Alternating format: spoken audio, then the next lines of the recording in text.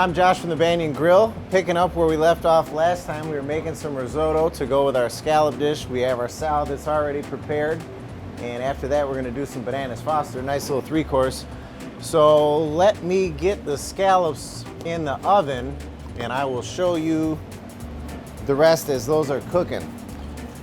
Here's our scallops right here. These are U10 scallops. You'll see U10s, U8s, 10 to 20s, all those numbers are giving you an idea of what you're getting as far as size. So when they say 10 to 20, that means 10 to 20 per pound. U10 means under 10 scallops per pound. So obviously the lower the number, the larger the size.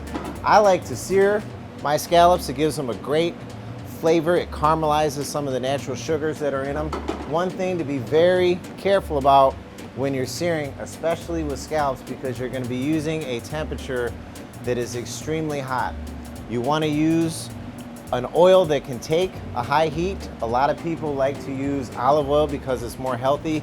Olive oil is good for dressings, it's good for marinating, and it's good for certain soups. It is not good for searing. It has too low of a smoke point. Smoke point is when your oil reaches a temperature so high that it begins to destabilize. After it destabilizes, it will catch on fire. That's called the flash point. So what you want to do to make sure that you don't hit that flash point is you put your oil in off the heat. It can still ignite.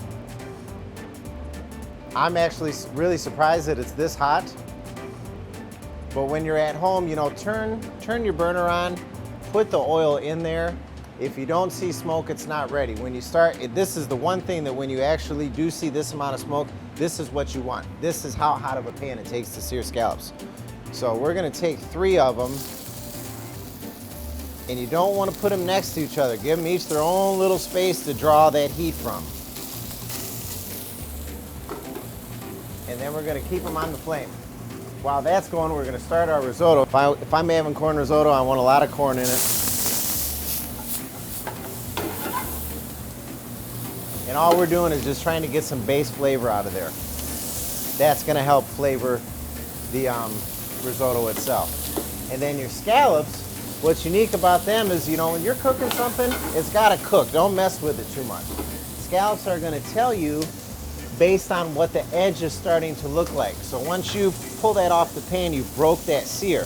But if you can see, it's starting to not discolor, but turn brown around the base of it. So hopefully, not something I would say to do at home. I got everything but some tongs. That's a pretty good sear.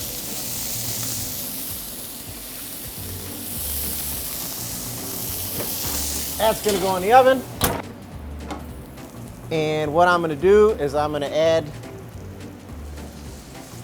some water. This ideally would be chicken stock. I made this risotto with chicken stock, but I'm just trying to demo on how you would do this at home. So this is a finished risotto. It just has to be developed so we can, serve it. With summer still in mind, there's corn, the scallops. Scallops are good all year round. It just depends on the preparation. This is more summer preparation, obviously. But I like to use tomatoes too. The tomatoes not quite as sweet as they were a couple weeks ago. Still pretty sweet. So they're called red grape tomatoes. They have a nice firmness, very nice color, very light acidity, and a mild sweetness that just goes great with these other components. So we're gonna take some arugula, slightly bitter, slightly peppery. The red grape tomatoes, slightly sweet.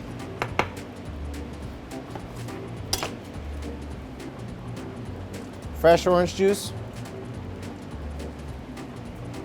And then here I have some applewood bacon. I cooked off right before we started.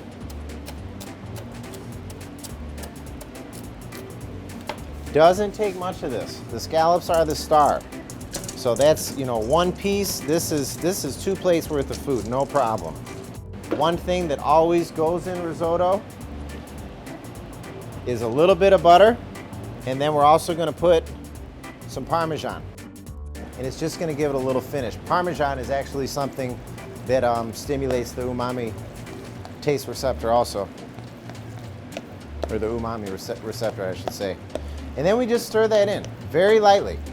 Our scallops should be done.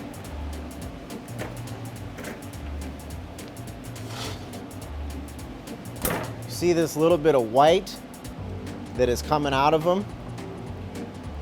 To me, that tells me they're perfect. So as the protein coagulates from the cooking process, it's pushing out some moisture. Salmon does the same thing. So those are exactly how I like them. I would say those are medium. If you were to cook them at home and you want to go more for well, I would say 8 to 9 minutes, 350. And you'll notice that when I flip those over with this is searing scallops, we didn't sear both sides. You know, we seared the one side and then we flipped it and then it went in the oven, because the whole time it's in the oven, this is pushing sear through there. What we're gonna do here, plate real quick. And what's neat about this dish is we've started doing LifeQuest oriented food very recently, in the past few months, I believe, and that is 700 calories or less, 26 grams of total fat or less, 8 grams of saturated fat or less, and less than 700 milligrams.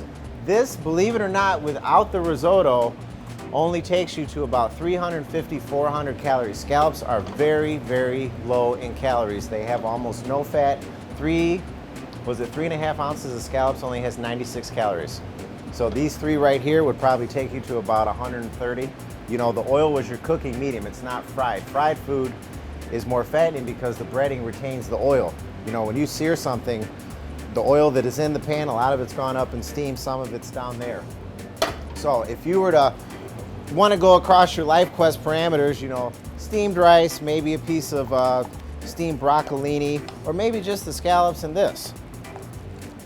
This risotto, you know, once it has that Parmesan in there, we're probably doing all right as far as fat, but sodium-wise, we're over the mark. So we'll do, this is probably about a half cup. Let's make it 3/4 cup.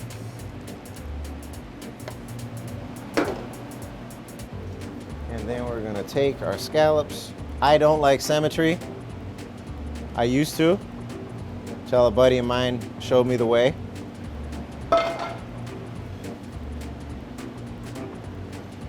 And then we're gonna take this.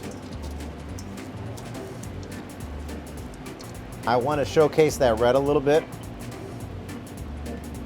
So we're gonna put the arugula down first. And then here, what's left in the bowl, I'll get this arugula out of the way, and we have tomatoes and bacon, and that's gonna be, you know, the focal point of the dish and kind of the treat when you eat it. And we're gonna put that right there.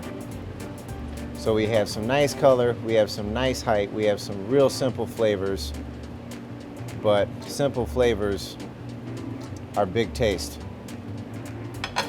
And then we're gonna let that sit for a very brief moment. I'm gonna show you how to make bananas Foster.